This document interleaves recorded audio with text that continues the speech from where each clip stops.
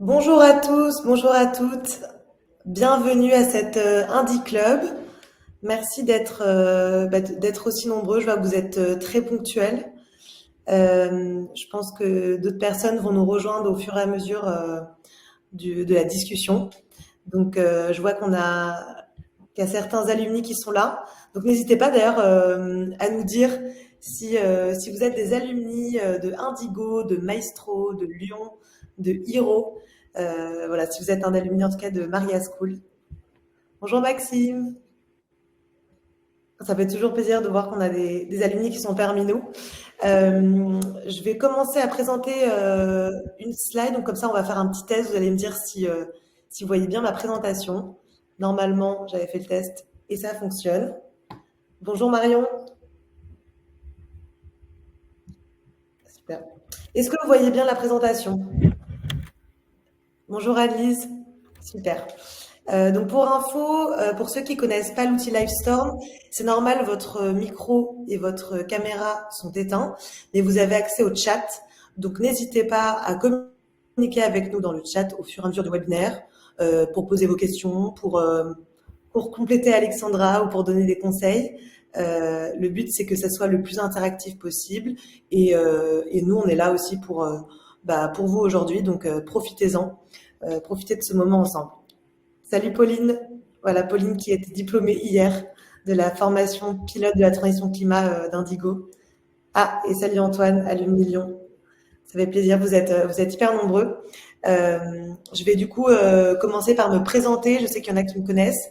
Donc moi je suis responsable pédagogique chez Indigo. Donc Indigo, pour ceux qui connaissent pas, c'est une école qui a été créée il y a maintenant 1 an et demi. C'est l'école de la RSE, donc la quatrième école de Maria Schools, qui a pour vocation de former tous les collaborateurs à intégrer la responsabilité dans leur métier. Pourquoi on avait envie de créer Indigo avec Marine? Il y avait 3 raisons. La première, c'était qu'on voyait qu'il y avait beaucoup d'organismes de sensibilisation comme la fresque du climat, l'atelier d'automne. Et donc, nous, on avait envie d'être l'étape d'après. On avait envie d'aider les collaborateurs à passer à l'action. Donc, on n'est pas là pour les convaincre. Les personnes qui se forment chez nous sont déjà des convaincus. Mais on a envie de les former pour que dans leur métier, ils puissent concrètement agir. On avait aussi envie d'avoir une école qui était, on va dire, à notre image, ou en tout cas notre état d'esprit, c'est-à-dire un état d'esprit optimiste, pardon, enthousiaste, et de dire que voilà, les sujets de transition climat sont pas toujours évidents, voire même carrément déprimants, mais c'est à nous de voir comment on a envie de traiter le sujet.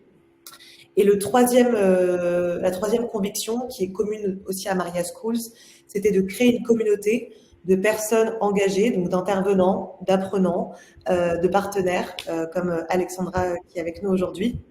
Voilà, une communauté de personnes qui ont envie d'agir.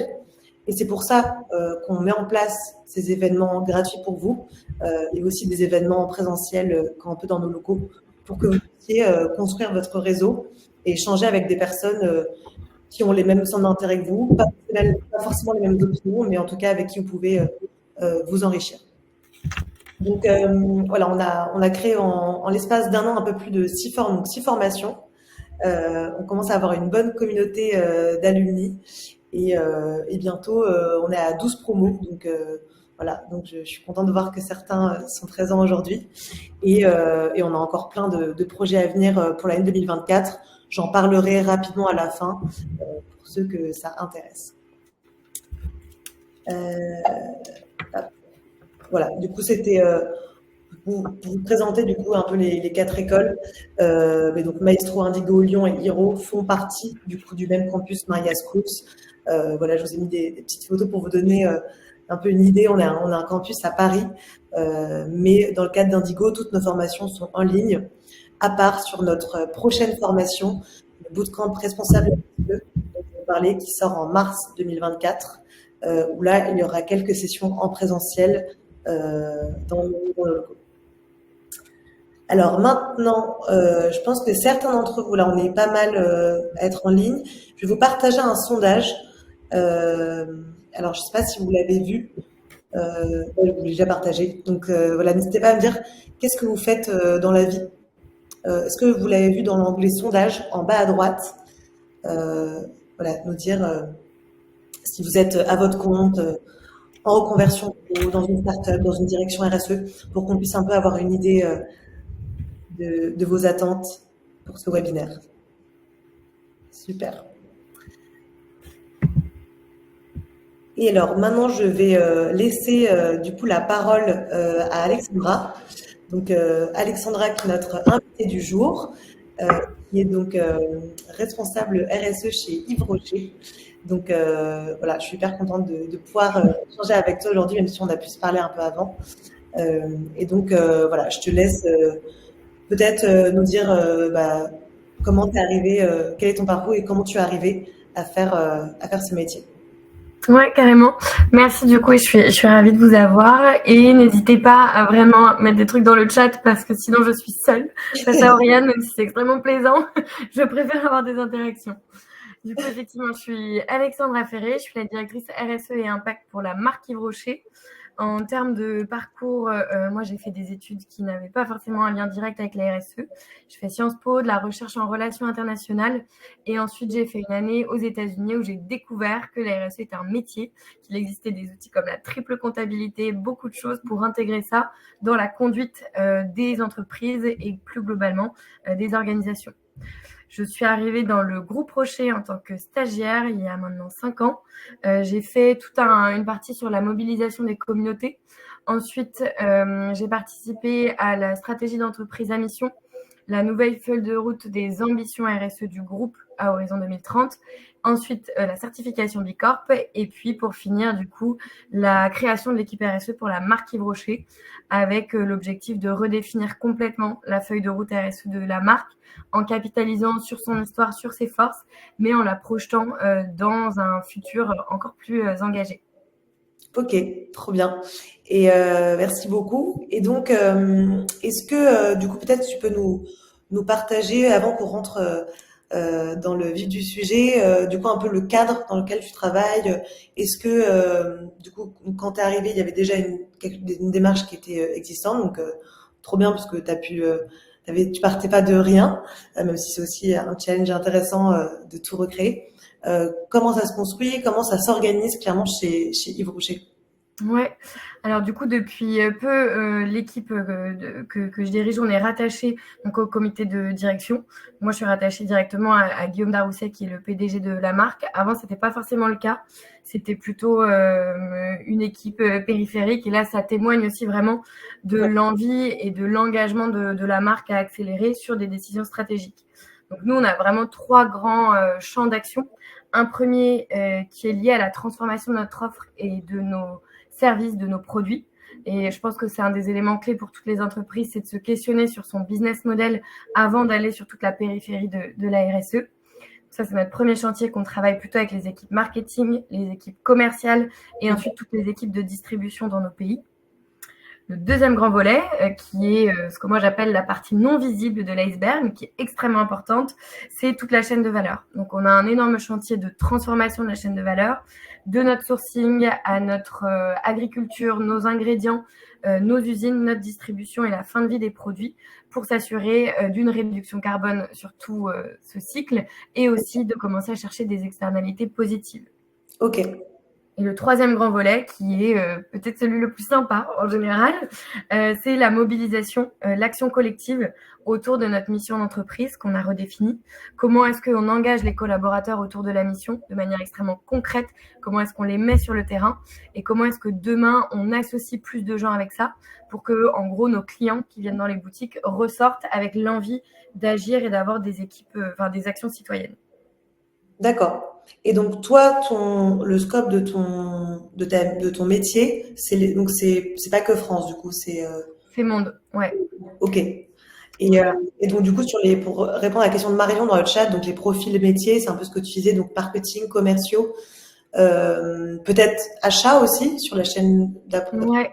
Alors nous on est structuré, on a une équipe spécifique RSE. Donc que des femmes d'ailleurs dans mon équipe pour le moment. Et en fait là c'est des profils plutôt en reconversion, donc ça rejoint aussi les études que vous êtes en train de faire pour certains, je suppose, parce qu'on a pris, on a fait un pari au début, on s'est dit on va prendre des personnes qui existent déjà dans l'entreprise, qui ont déjà des métiers, des expertises marketing, retail, commerce, pour les aider et les faire transitionner vers un métier RSE. Okay. Et après, on a un réseau de référents dans chacun de nos métiers avec qui on travaille pour mêler du coup l'expertise et transformer les métiers en tant que tels. D'accord. Donc une équipe quand même qui est assez importante, on va dire par rapport à d'autres équipes RSE où souvent ils sont un ou deux et pas assez. C'est la raison pour laquelle nous on s'engage aussi à former plus de personnes parce qu'on sait que les directions RSE sont assez chargées, surtout avec toute la réglementation qui arrive, notamment liée à la CSRD.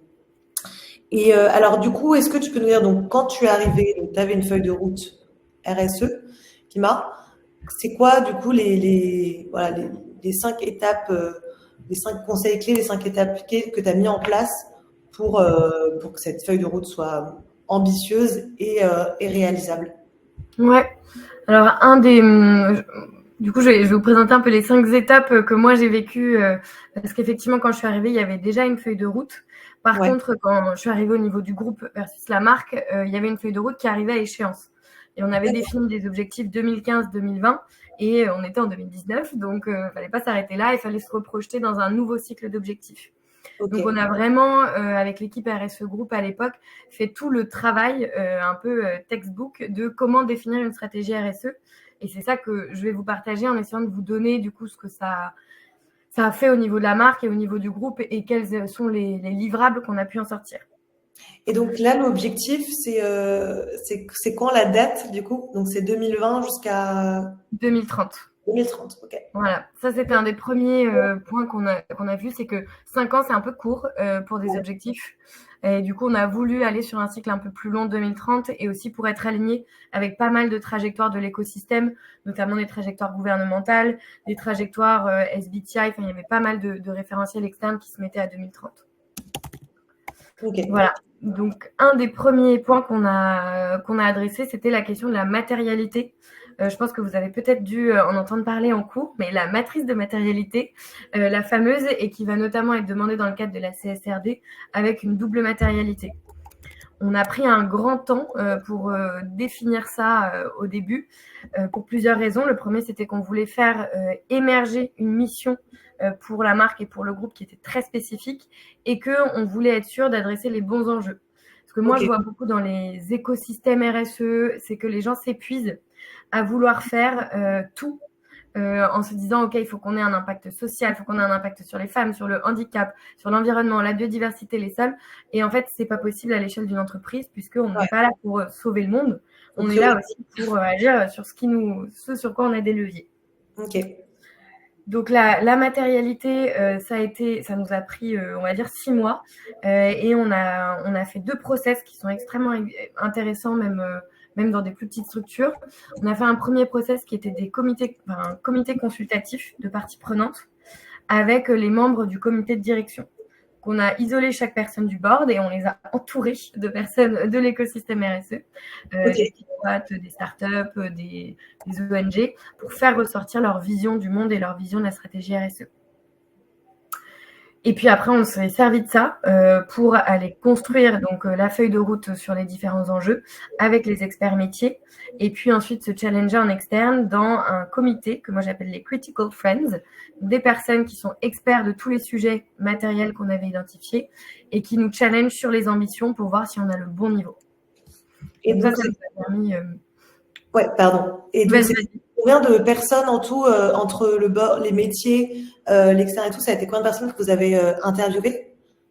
Je suis pas sûre que je puisse te dire un nombre, c'était vraiment beaucoup. Du coup, il y avait le board et en fait, chaque membre du board, on a mis une dizaine de personnes autour de la table.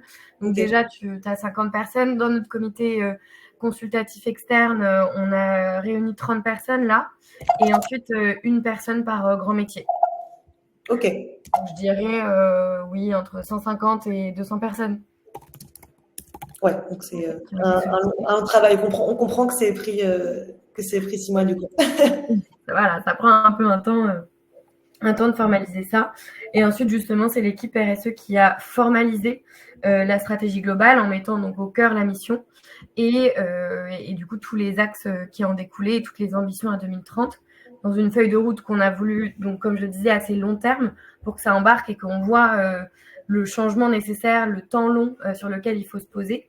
Et puis ensuite, on a redécoupé chaque objectif dans une trajectoire, année par année, métier par année, dans des objectifs quantitatifs et qualitatifs. Et du coup, c'est quoi les enjeux prioritaires que vous aviez identifiés grâce à cette matérialité? C'est qu'est-ce qui était ressorti en gros? Ouais, bah alors du coup, il y a deux enjeux, vu que c'est une double matérialité. Il y a à la fois les enjeux sur lesquels nous, on a le plus d'impact négatif. Et donc ça, c'est vraiment notre priorité. Et ensuite, il y a aussi les enjeux sur lesquels on n'a pas forcément de contrôle, mais qui vont nous impacter. Donc tous les enjeux climat, la résilience, etc., c'est sur ça qu'on se base. Donc nous, on a bien sûr des enjeux liés à l'empreinte carbone de notre chaîne de valeur, à l'empreinte plastique de nos produits, à notre politique commerciale, à notre parc retail. Ouais. Et ensuite, on avait un gros enjeu aussi autour de l'agriculture, vu que tous nos produits intègrent des actifs végétaux, avec la question de l'agriculture régénérative, l'agroécologie, le bio, etc. Ok, hyper intéressant. Et alors, pour répondre aux questions dans le chat, du coup, qui étaient les profils qui composaient les Critical Friends et aussi combien de personnes, du coup, étaient dans l'équipe et sont dans l'équipe RSE de Yves Rocher? Ouais. Je vais prendre la deuxième question en premier. Dans l'équipe RSE, on a deux pôles qui, pour moi, sont donc la partie visible de l'iceberg et pas visible. On a un pôle avec 3 personnes qui travaillent plutôt sur la marque Yves Rocher, donc la marque publique qui a une proposition commerciale, une communication externe. Et donc là, elle travaille plutôt sur les équipes, avec les équipes marketing et communication. Ouais. Et ensuite, on a trois autres personnes qui travaillent sur la partie pas visible. Et donc là, elle travaille plutôt avec l'industrie, sur toute notre chaîne de valeur et puis ensuite les différentes filiales, centres de distribution pour typiquement réduire l'impact de nos opérations.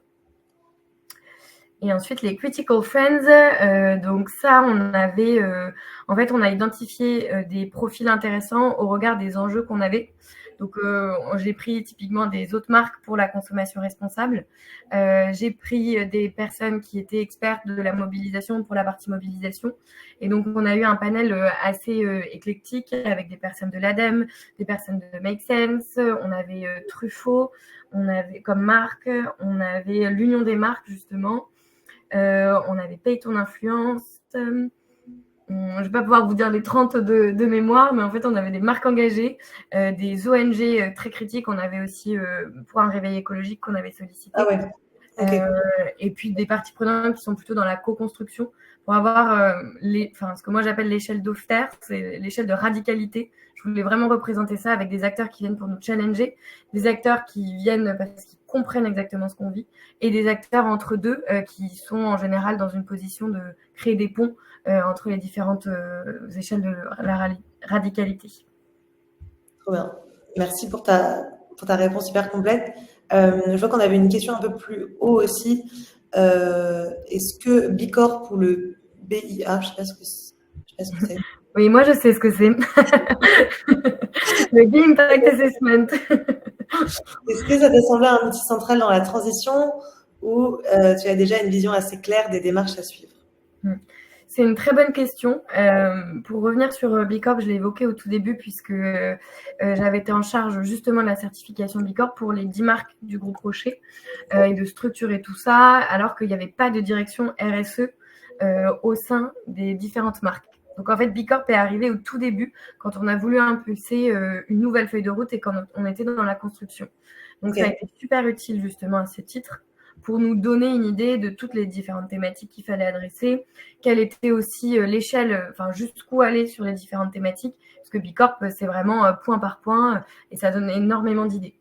Okay. Maintenant, une fois qu'on a notre maturité, on a arrêté en fait Bicorp justement parce qu'on avait une maturité et qu'il y avait beaucoup d'enjeux qui sont spécifiques à la marque que Bicorp ne représentait pas.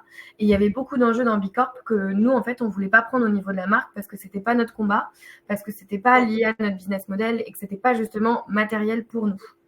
Donc, il faut avoir un peu ce recul, cet esprit critique. C'est pas fait pour toutes les boîtes. Ouais. C'est ça, c'est pas fait pour toutes les boîtes et puis il faut choisir dans Bicorp quels sont les enjeux matériels sur lesquels on a vraiment un impact. Sinon, il y a le risque de se perdre vraiment dans tous les enjeux. Carrément. Et alors, on a une question Antoine, quelles sont les plus grosses difficultés auxquelles font face l'équipe de la face cachée de l'iceberg qui travaille avec l'industrie distribution? Qu'est-ce qui leur manque? Ouais. Alors, il y en a deux. Quand on arrive sur une marque comme Yves Rocher qui est présente dans 90 pays, c'est extrêmement tentaculaire. Donc, pour retracer toute notre chaîne de valeur, c'est déjà un travail colossal pour comprendre comment est-ce que la distribution s'opère dans tous nos pays. C'est extrêmement compliqué, alors même qu'on a une chaîne de valeur intégrée. C'est-à-dire que nous, tout est produit à Legacy et qu'ensuite, on distribue dans nos pays et qu'il y a une partie de la logistique qui est opérée depuis nos usines centrales. Donc, on est déjà quand même pas la pire marque en termes d'éclatement de la chaîne de valeur. Et même comme ça, comprendre le fonctionnement dans chaque pays est extrêmement difficile. Et puis après, on va jusqu'aux boutiques. On a 2300 boutiques dans le monde. Donc, quand on veut retracer 2300 transports, c'est extrêmement compliqué. Donc, l'accès à une cartographie très claire des interactions et des flux, ça, c'est ce sur quoi on a beaucoup travaillé cette année. Ça a pris énormément de temps. Et la deuxième partie, c'est qu'il manque des solutions. En toute honnêteté, beaucoup de gens nous abordent sur LinkedIn en nous disant on a une solution pour vous, on a une solution. Donc 80% des cas, c'est une solution de mesure de l'impact, chose qu'on a déjà. Et moi, je ne veux pas faire de la sur-mesure d'impact. Je veux mesurer ce sur quoi on peut agir et vérifier qu'on peut bien agir dessus. Et il manque encore beaucoup de solutions qui sont scalable et à des prix encore assez attractifs pour des industriels à grande échelle. Ok. Parce que là, du coup, quand tu dis on produit, en fait, vous produisez tout en Bretagne. Oui. Tout est produit en Bretagne. Ouais, 93%. Ok. Ce qui est quand même assez incroyable pour une entreprise de cette taille, quoi. Donc, ouais, c'est un vrai engagement qu'on a tenu là depuis 65 ans. Et qui va rester le fil rouge de la marque, c'est-à-dire qu'on a un ancrage territorial très très fort et qui est présent dans notre stratégie RSE, dans l'ADN et puis même dans les actionnaires, puisque c'est la famille directe de Monsieur Yves Rocher. Ouais, ok. Et les 7% restants, ils sont faits où? Alors, les 7% restants, il y en a qui sont faits, en gros, pour le faire très simplement, 89% sont faits dans nos usines en propre. En Bretagne, 4% sont faits dans une autre usine bretonne parce qu'on n'a pas la capacité, on n'a pas l'expertise technique, notamment pour des produits solides, et on réfléchit à les internaliser. Et ensuite, les 7% restants, c'est du maquillage, donc en Italie en général, ou en Belgique, ça va être les poudres, par exemple, où on n'a pas la technologie, les vernis aussi. Et ensuite, on a 2% restants qui sont faits en général en Chine. Oui, c'est pas top, mais dans des matériaux assez responsables pour tout ce qui va être accessoires de maquillage. Ok. Merci pour ton honnêteté. Et alors, on va peut-être avancer un peu juste pour répondre à Antoine. Quand tu dis qu'il manquait des solutions, c'était bien pour réduire l'empreinte plutôt que pour mesurer l'impact, c'est ça? Que tu avais déjà des solutions de mesure, mais qu'il te manquait des solutions de réduction. On arrive bien à mesurer, on n'arrive pas encore à réduire à grande échelle. Alors, on va peut-être du coup continuer un peu avancer sur les autres points. Je ne vous oublie pas, je regarde sur les questions dans le chat, mais comme ça on essaye d'avancer pour tenir dans les temps. Du coup, après cette première étape donc de analyse de matérialité, qu'est-ce que tu as fait? Du coup, la deuxième étape, j'ai plus les slides sous les yeux, donc je m'en souviens plus, mais je suppose. Je peux la partager. Je l'avais pas partagée en me disant qu'on avait peut-être pas besoin, mais on va la partager. Comme ça, tout le monde aura bien. C'est la mobilisation, voilà, c'est ça. C'est impliquer les métiers, puisqu'effectivement, une fois qu'on a une stratégie, un des points clés, et que je dis tout le temps aux parties prenantes externes, c'est que nous, l'équipe RSE, on ne peut rien faire sans les métiers. C'est-à-dire que moi, j'ai pas une expertise sur le transport, j'ai pas une expertise sur le plastique. Par contre, j'ai une expertise des gros enjeux que je veux coupler à une expertise métier. Donc, on a une grande phase d'identification des métiers prioritaires pour la stratégie, à se dire année 1, on veut faire switcher le marketing, année 2, on veut faire switcher la com, année 3, le transport, etc. pour avoir un plan d'attaque des métiers et de formation aux métiers RSE. Donc, transformer un marketeur en marketeur RSE, un transporteur en transporteur green, etc., etc.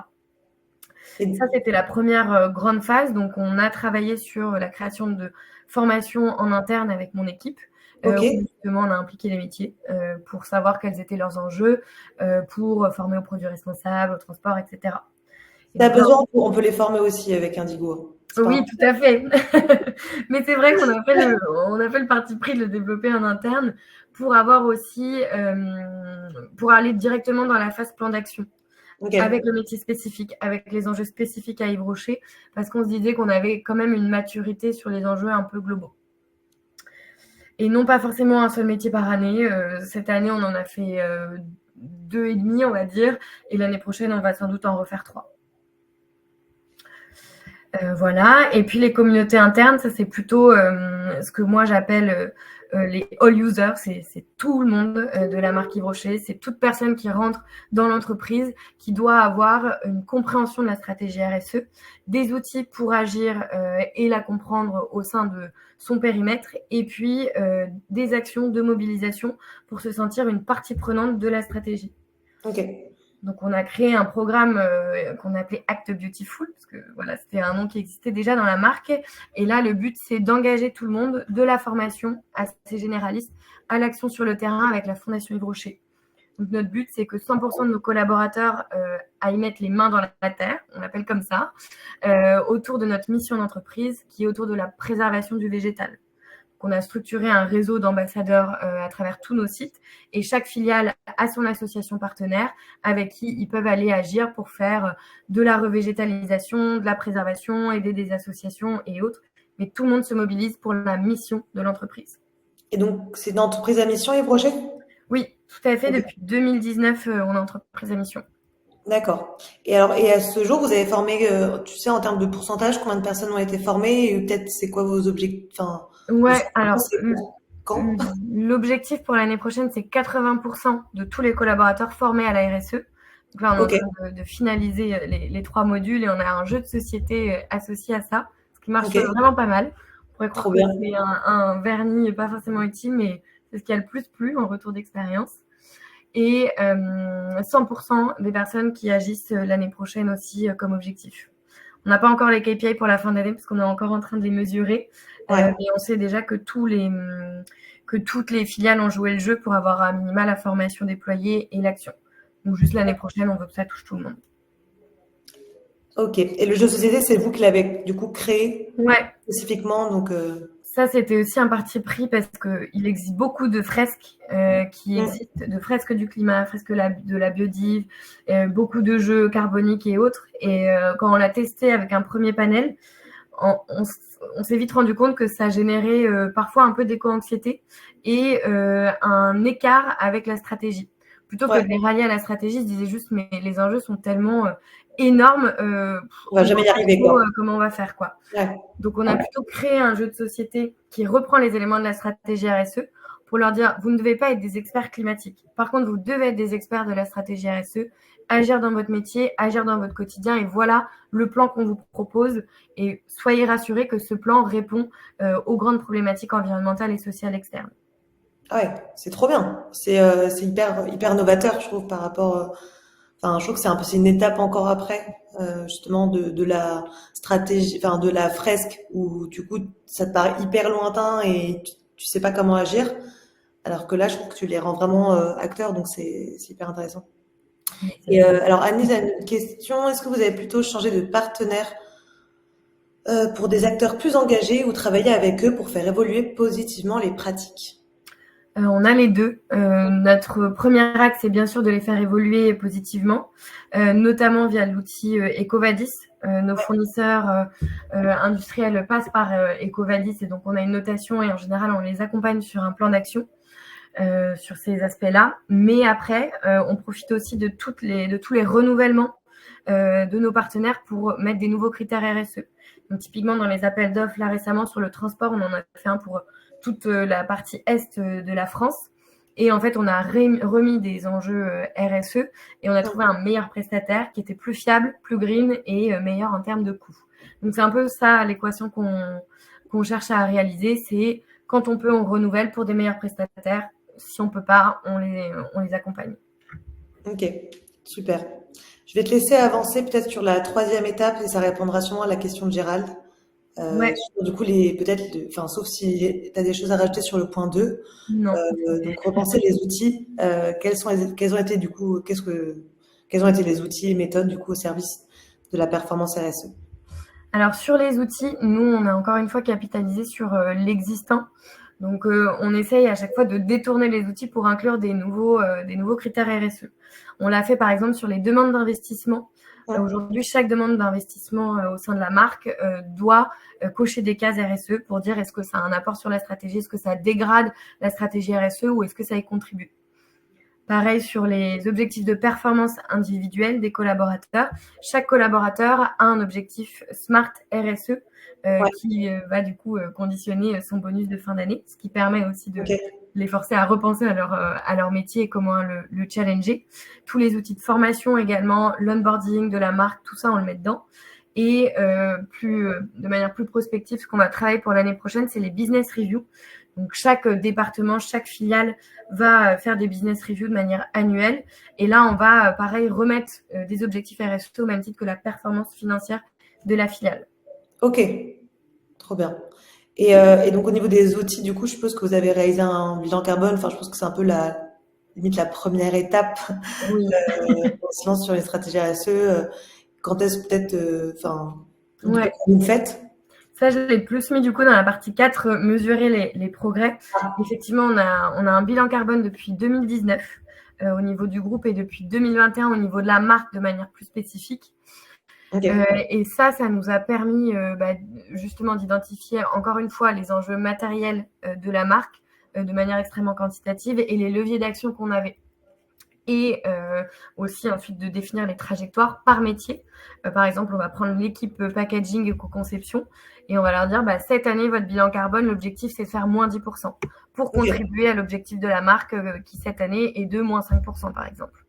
Et donc, on va identifier avec les métiers leur trajectoire de réduction pour arriver. Notre objectif, c'est moins 50% en 2030 par rapport à 2019. Donc, on a un peu découpé ce gros objectif pour le rendre hyper appropriable par les équipes. Et là, on va les reformer au bilan carbone pour qu'ils aient connaissance des leviers principaux dans leur périmètre pour réduire. D'accord, donc vous l'avez fait en interne. Ouais. Et ça va rejoindre la question de Béatrice sur les accessoires fabriqués en Chine. Typiquement, ça, dans le bilan carbone de l'équipe cadeaux, en toute transparence, nos cadeaux représentent une part significative de notre empreinte carbone, 14% de notre empreinte carbone maîtrisée. En revanche, ce n'est pas le fait que ce soit fabriqué en Chine qui pèse beaucoup sur l'empreinte carbone, c'est plutôt les matières dans lesquelles c'est fait. Donc ça va être le plastique, ça va être les matières issues de la pétrochimie. Donc, on essaye vraiment de travailler avec les équipes cadeaux pour changer et autant que possible, du coup, offrir des cadeaux produits plutôt que des cadeaux objets, changer les matériaux et à la fin, changer les fournisseurs. Et pour info, nos cadeaux, aujourd'hui, 67%, c'est déjà des produits Yves Rocher. C'est un peu un point qui cristallise parce que c'est extrêmement visible, mais au final, il y a déjà une énorme roadmap qui a été faite et sur laquelle on va encore essayer d'accélérer. Ouais, c'est vrai que moi, du coup, je suis cliente Yves Rocher et je trouve ça trop cool, enfin, dans l'idée de se dire, on a toujours un petit cadeau quand on y va, mais on n'en a pas vraiment besoin. Et du coup, parfois, je me dis, c'est un peu trop, mais d'un côté, je sais que c'est aussi comme ça que les clients reviennent. Donc, c'est sûr, c'est des choix business qui sont pas évidents, j'imagine, de trancher quand ça a toujours été le cas et totalement. C'est pour laquelle les gens s'y reviennent. Et alors, je sais plus, je crois qu'il y avait une question plus haut que j'avais ratée, c'était les emballages sont également produits en Bretagne? Non, les emballages sont soufflés en Bretagne, donc tout ce qui va être flacon en plastique, etc. Sinon, c'est provenance Europe et notre verre, pour le moment, c'est provenance d'Inde. Ok, merci beaucoup. Alors, et du coup, sur la partie 3, est-ce qu'il y avait des choses encore que tu voulais rajouter ou tu veux qu'on avance sur le point 4, du coup, comment tu mesures le progrès en plus du bilan carbone? Ouais, globalement, sur le 3, c'était à peu près tout. Après, il y a énormément d'autres outils qu'on peut mettre, mais mon point sur le 3, c'est vraiment de dire il faut lier la performance business, la performance financière à la performance RSE. Parce que une des phrases qu'on adore dire avec le PDG, c'est soit ils vont y aller par conviction et avec le cœur, soit ils vont y aller à cause du portefeuille. Et pour moi, tous les moyens sont bons pour emmener les personnes à l'action. Et même si au début, elles ne sont pas convaincues, qu'elles traînent le pied et qu'elles le font pour le bonus de fin d'année, bah, tant pis, au bout d'un moment, elles vont voir que c'est super cool d'agir pour la RSE et elles vont le faire avec des convictions. Trop bien. Et sur le point 4, du coup, bien sûr, on a un bilan carbone, mais il ne faut pas se laisser avoir par ce qu'on appelle le tunnel carbone. Donc, c'est tout voir, tout voir, tout voir en carbone, alors qu'il y a énormément d'autres choses qui peuvent arriver dans la performance RSE au-delà du carbone. Ouais. Donc, pour ça, nous, on a créé un reporting RSE de manière assez classique. On a environ 150 indicateurs qu'on mesure de manière annuelle. Il y a évidemment des indicateurs de la CSRD, il y a des indicateurs que le groupe nous demande, il y en a qui sont obligatoires pour la DPEF, etc. Et puis, il y en a qui sont très spécifiques à nous pour aller dessiner des trajectoires vers 2030. Et donc, pour nous, ça a été extrêmement important de le construire avec les équipes. On a fait à peu près 15 workshops pour définir quels étaient les bons indicateurs et le niveau d'ambition année après année que l'équipe devait se donner. Ok, trop bien. Et alors, pour répondre du coup à la question de Marion, dans quelle mesure, selon vous, le fait d'être une entreprise déployée au niveau international freine l'objectif net zéro des émissions carbone pour 2050? Pensez-vous à l'instant T pouvoir vous projeter dans un modèle où les émissions seront réduites de manière encore plus significative? Ouais.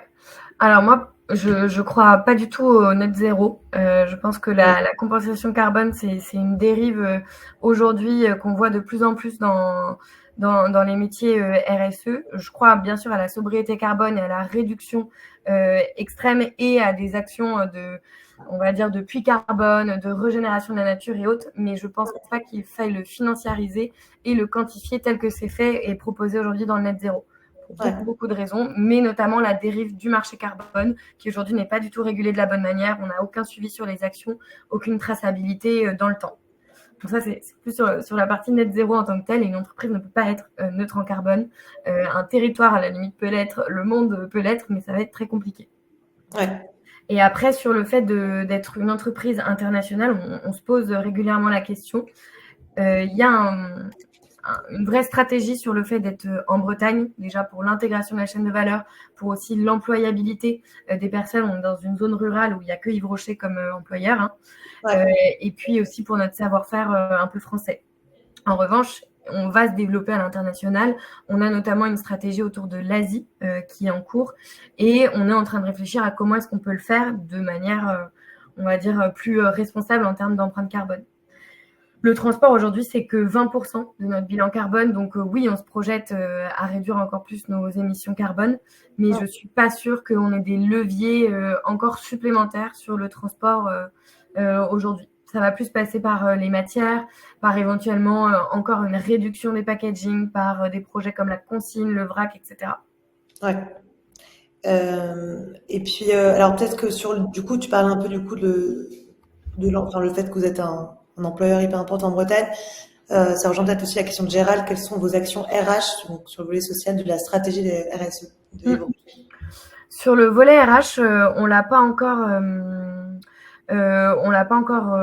totalement exploité autant que je le voudrais, parce qu'on dépend beaucoup pour le coup du groupe Rocher, qui a une nouvelle DRH qui est en train de définir sa vision. En tout cas, la vision porte aujourd'hui beaucoup sur la sécurité des employés, la sécurité en boutique, la sécurité dans nos industries, etc. Le développement des compétences en interne avec des parcours de carrière. Mais je trouve qu'on n'a pas été suffisamment loin, notamment sur la question de nos personnels en boutique. Comment est-ce que on peut faire de ces personnes qui travaillent dans le retail des parcours un peu plus engagés, un peu plus diversifiés. Donc on attend le groupe et normalement l'année prochaine on travaillera dessus. Ok. Merci pour ta réponse. Et alors Béatrice me demandait, non, Marion, l'équipe RSE est basée en Bretagne où on parle uniquement des employés usines. Alors on a les deux. Enfin, mon équipe elle est sur 3 sites. Il y en a à Paris pour travailler notamment avec les personnes du siège, en Bretagne à Lagacy pour travailler avec les équipes industrielles, et puis à Rennes pour travailler avec l'équipe du marché français qui est le plus gros marché de la marque. Ok, super. Et alors on va peut-être te laisser du coup finir sur le dernier point qui est valoriser en externe. Tout à fait. Valoriser en externe, c'est hyper important. Je pense qu'on ne le fait pas assez parce que En général, les équipes RSE, c'est des personnes qui portent des ambitions de changer le monde, qui veulent vraiment contribuer, qui ont une certaine humilité aussi dans leur manière d'être et de relationner au travail, et qui se disent quand je vais parler en externe, en fait, je me la pète, et puis aussi j'ai des risques de me faire taper dessus parce qu'on voit beaucoup d'initiatives anti-greenwashing qui vont un peu challenger les équipes. Ok. Je suis tout à fait d'accord avec ça. Par contre, l'externe, c'est hyper important de le valoriser pour 2 raisons. Premièrement, parce que ça crée de l'attractivité en interne. Il n'y a rien de mieux pour des personnes qui ne sont pas convaincues de leur dire ouais, mais tout le reste des personnes externes trouvent que c'est génial. Donc toi aussi, tu devrais trouver ça génial. Et puis en plus, ça crée énormément de possibilités de partenariats, de ponts, d'initiatives qui ressortent, etc., avec d'autres marques, avec des porteurs de solutions, avec des organisations internationales, des organisations gouvernementales. Et donc, le fait de parler de sa stratégie, en général, ça crée une émulation autour de ça qui renforce la stratégie et elle permet d'aller beaucoup plus vite. Ouais.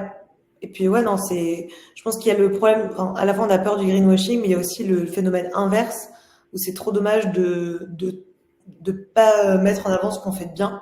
Et ce qui est aujourd'hui un peu dommage, c'est qu'on a tellement peur de dire des choses, d'être too much, que du coup, on tait les actions et c'est vrai que c'est hyper dommage. Donc, je suis hyper d'accord avec toi. On va du coup, on arrive bientôt à la fin du webinaire. On va essayer de pas trop dépasser. S'il reste une ou deux questions, voilà, vous avez encore le temps de les mettre dans le chat. Sinon, bien sûr, on pourra prolonger la conversation si vous voulez discuter avec Alexandra. Peut-être, enfin moi, vous pouvez m'ajouter aussi sur LinkedIn ou Alexandra pour si jamais il y a des choses qui n'ont pas été claires, mais on peut peut-être en prendre une ou deux pour finir. Donc je vous laisse taper dans le chat.